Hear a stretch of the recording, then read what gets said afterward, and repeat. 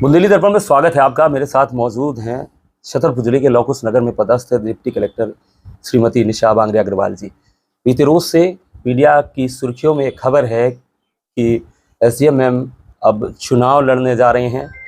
आमला विधानसभा seat से प्रत्याशी हो सकती हैं क्योंकि वहाँ की जनता ने इनको सराहा है, सर्वे में इन्हें प्राथमिकता दी है और यही वो वजह है कि बीते रोज से लगातार सुर्खियों में खबर बनी हुई है।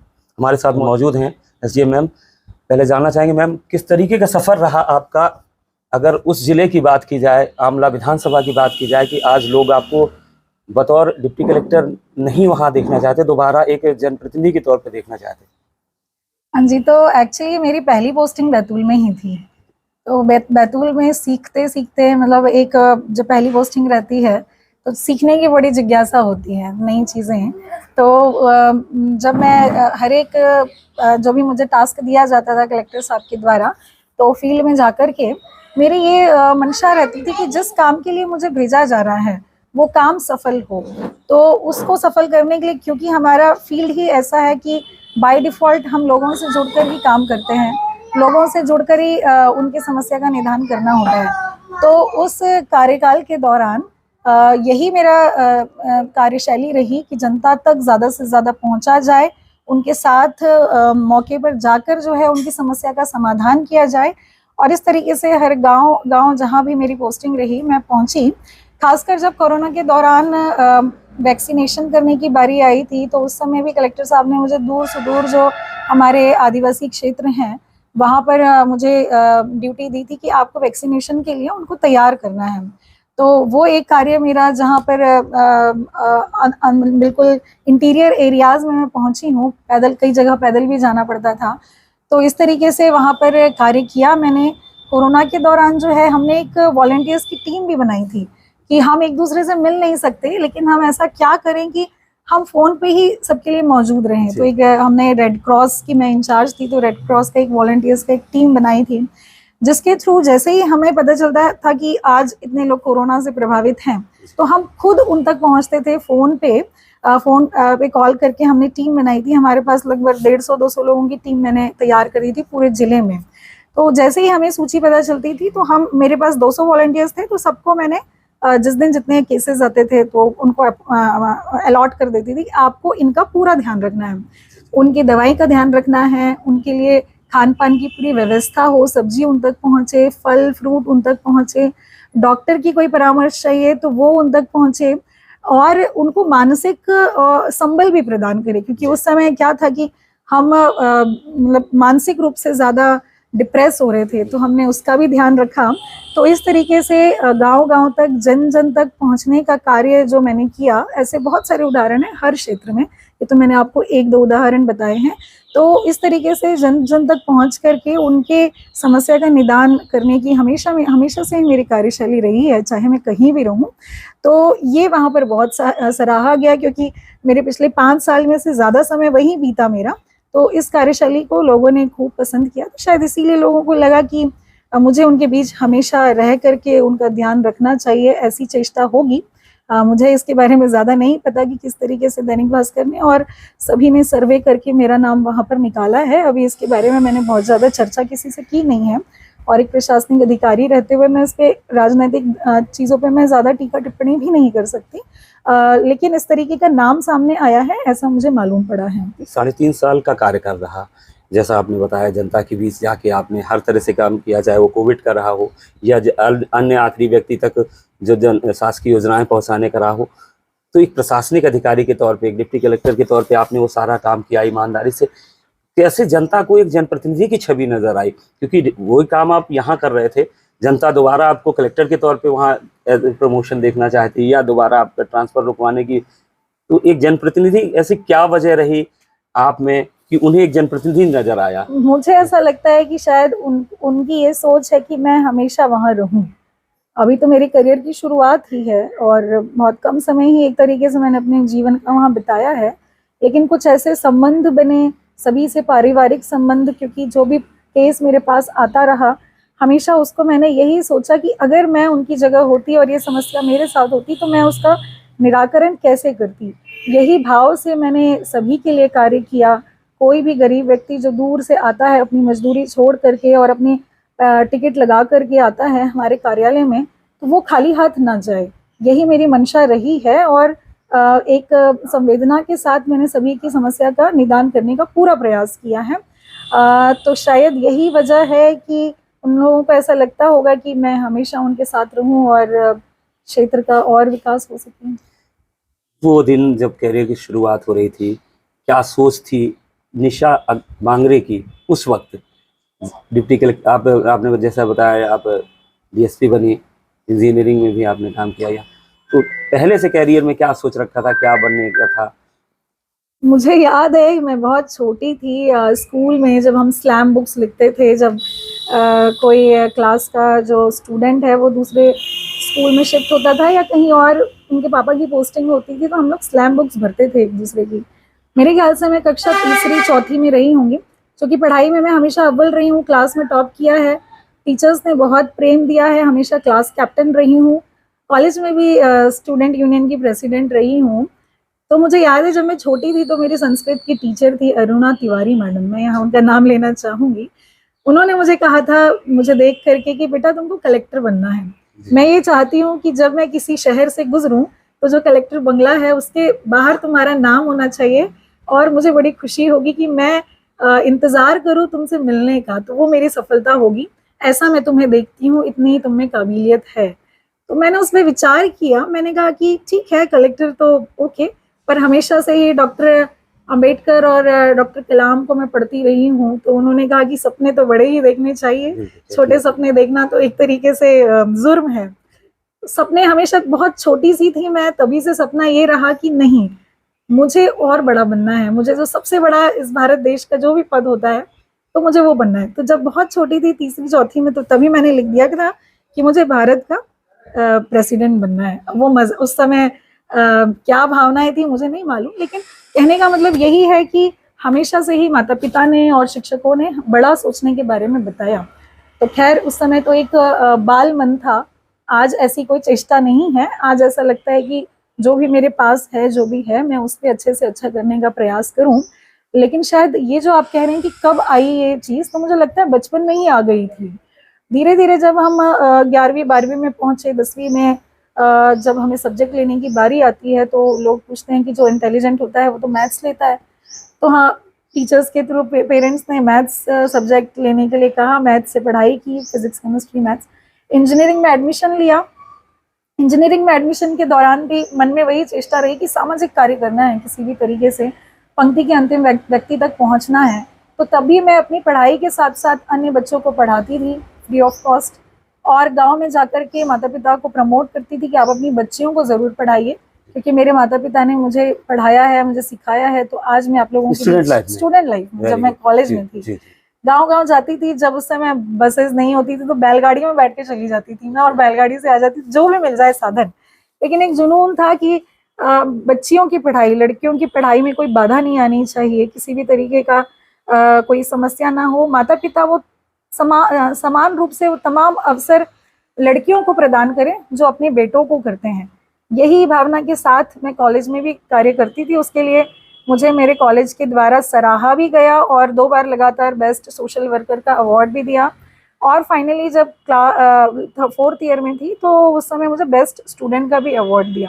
मैं उसके लिए उनकी भी आभारी हूँ कि उन्होंने इस तरीके से रिकॉग्नाइज किया। फिर मेरा 3rd ईयर में ही कैंपस प्लेसमेंट हो गया, मैं इंजीनियर बनी, मल्टीनेशनल कंपनी में, गुड़गांव में एक अमेरिका की कंपनी में सर्विस भी दी।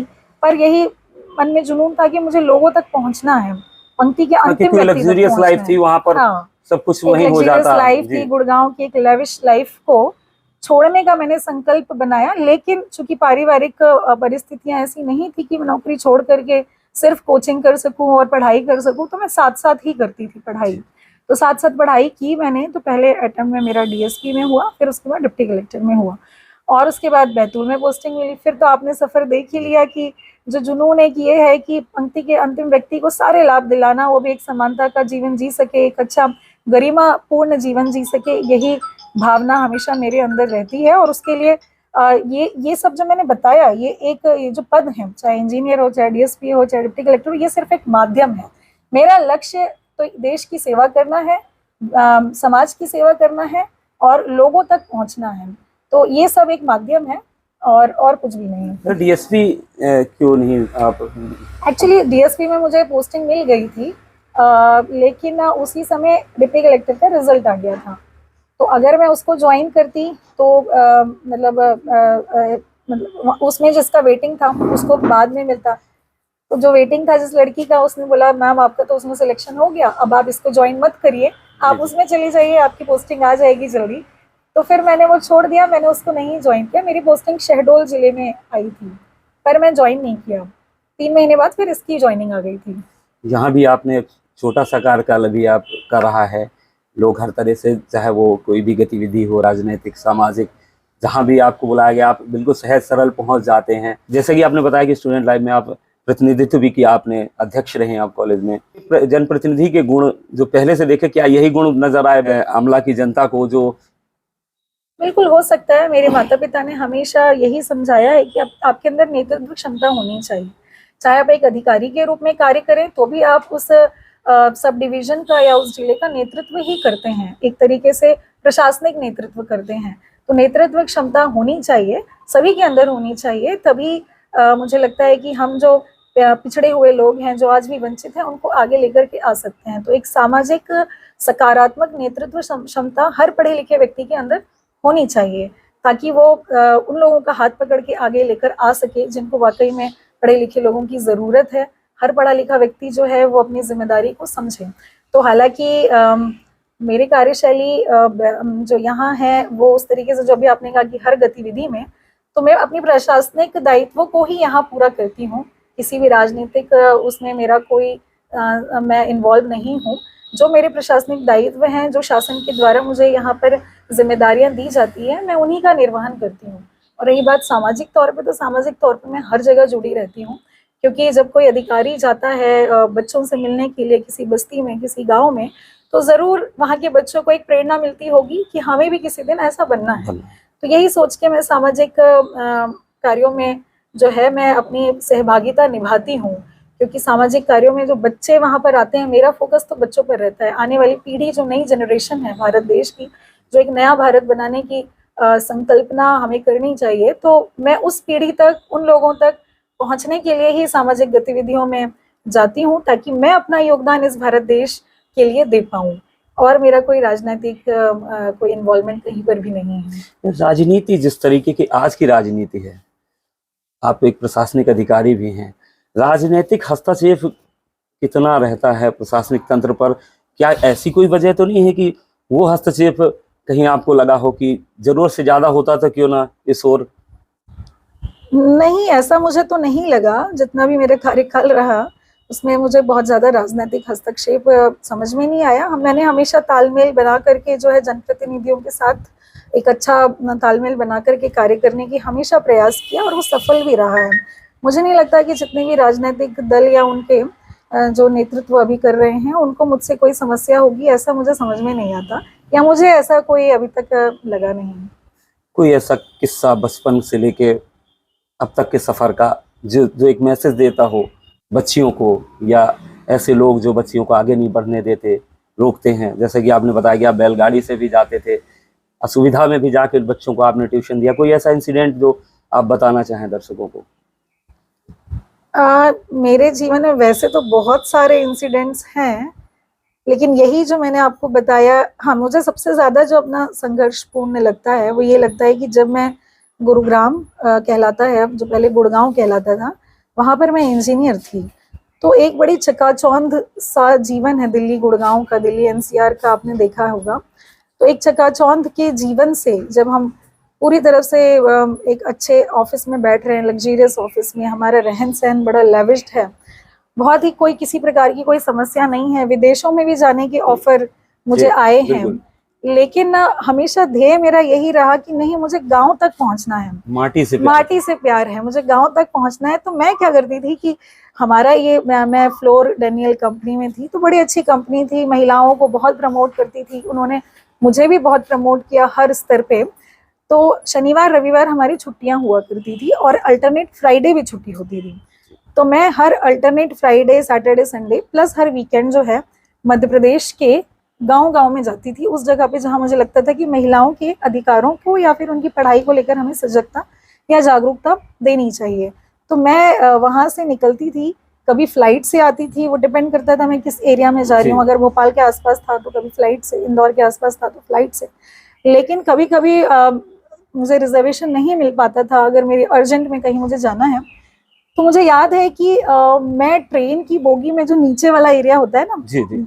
जब रिजर्वेशन नहीं मिलता या हमारी टिकट कंफर्म नहीं होती है, तो ट्रेन की बोगी में नीचे जहाँ हम बैगेज रखते हैं, वहां पर भी मैंने अपना बेडशीट बिछा गैलरी करके में। रात भर गैलरी में भी, कभी गैलरी में भी और कभी वो सीट के नीचे भी अरे वो चादर बिछा करके मैं सो जाती थी कि मुझे तो अगले दिन इस गांव में जाना है और मुझे ये कार्य करना है, तो नींद होना भी बहुत जरूरी है, चाहे जहां भी जगह मिले। तो कभी टॉयलेट के सामने, कभी सीट के नीचे। तो इस तरीके से मैं रात बिता करके जो है मध्य प्रदेश पहुंचती थी गुड़गांव से, क्योंकि गुड़गांव से पहले दिल्ली के स्टेशन पे जाना या गुड़गांव से दिल्ली के एयरपोर्ट पे जाना, तो ये मेरे लिए मुझे लगता है कि एक ऐसा समय था कि उससे मुझे फील होता था कि मेरी खुशी उसी में है। तो तभी मैंने ये मतलब निर्णय लिया कि ये एसी नुमा माहौल और ये 14 मंजिला बिल्डिंग, ये सब ठीक है, कुछ समय के लिए अच्छी है, लेकिन ये आंतरिक खुशी अंततः नहीं प्रदान कर सकती। ये कुछ क्षणिक खुशी है, ठीक है, हमने उसका भी अनुभव ले लिया, जीवन में सभी चीज़ों का अनुभव लेना ज़रूरी है। तो वो क्षण मुझे लगता है कि मेरे लिए बड़े प्रेरणादायी रहे हैं। वो उससे लगता है कि मुझे लोगों के लिए करना चाहिए, इसी में मेरी खुशी है। सर्वे में आपका नाम आया है, चारों तरफ सुर्खियां हैं खबरों की, तो क्या अभी तक किसी पार्टी ने ऑफर किया या कोई ऐसा मैसेज आया किसी पार्टी की तरफ से? नहीं, इसमें मैं अभी कोई प्रतिक्रिया नहीं दे सकती, क्योंकि मेरे जिनसे भी संबंध हैं बड़े पारिवारिक संबंध हैं, कोई राजनीतिक संबंध मेरा किसी से भी नहीं है। जिनको लगेगा कि मैं अपने कर्तव्यों का निर्वहन ठीक से कर पाऊंगी और मैं अपने दायित्वों का निर्वहन उनके लिए कर पाऊंगी, अपने विचार के साथ, अपने सिद्धांतों के साथ, तो मैं सोचूंगी, पर अभी इस तरह का मैं कुछ भी नहीं स्टेटमेंट दे पाऊंगी। आखिरी सवाल, आपने बताया कि बचपन से ही आप बड़े सपने देखते थे, आपने कलाम साहब को पढ़ा है, डॉक्टर अम्बेडकर साहब को पढ़ा है, और वो कहते भी हैं कि सपने देखो तो बड़े देखो। अब डिप्टी कलेक्टर निशा बांगरे अग्रवाल का बड़ा सपना क्या है? देखिए, सपना तो एक ही है, उसके लिए प्लेटफॉर्म अलग अलग हो सकते हैं। सपना एक ही है, सामाजिक न्याय स्थापित करना, प्रत्येक व्यक्ति गरिमापूर्ण जिंदगी जिए। अगर कोई नाली साफ करने वाला व्यक्ति है, अगर वो नाली साफ कर रहा है या टॉयलेट क्लीन करने वाला व्यक्ति है, उसको भी उतना ही सम्मान मिले जितना एक राष्ट्रपति को मिलता है, क्योंकि वो भी इस देश के लिए अपना कुछ ना कुछ तो अर्पित कर ही रहा है, बल्कि वो गंदगी को साफ कर रहा है तो उसको ज़्यादा सम्मान मिले, उसको भी हम सैल्यूट करें जैसे हम प्रेसिडेंट को करते हैं। यही मेरी इच्छा है कि ये जो असमानता की खाई है वो ख़त्म हो और इस देश में सामाजिक न्याय, समानता, बंधुता, प्रत्येक व्यक्ति को गरिमापूर्ण जीवन जीने के अवसर प्राप्त हों।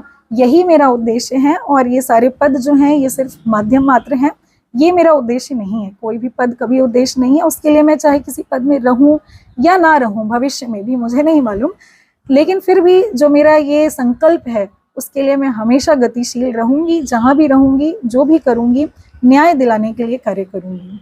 जी बिल्कुल, ये निशा बांगरे अग्रवाल जी थी जिन्होंने साफ तौर पे ये बताया कि उनका जो उद्देश्य था वो सामाजिक न्याय का है। जो सपने देखे हैं वो जनता के लिए देखे हैं, हर उस व्यक्ति को सम्मान मिले जो आखिरी छोर पे है, चाहे वो कोई भी हो। इन सपनों को साकार करने के लिए लोगों ने सर्वे में उन्हें आगे लाया है और जिस तरीके से राजनीतिक गतिविधियों में सहभागिता अगर उन्हें मिली तो निश्चित तौर पर वो सपने वो साकार करेंगी जो उन्होंने जनता के लिए, जनता के हित में सोच रखे हैं।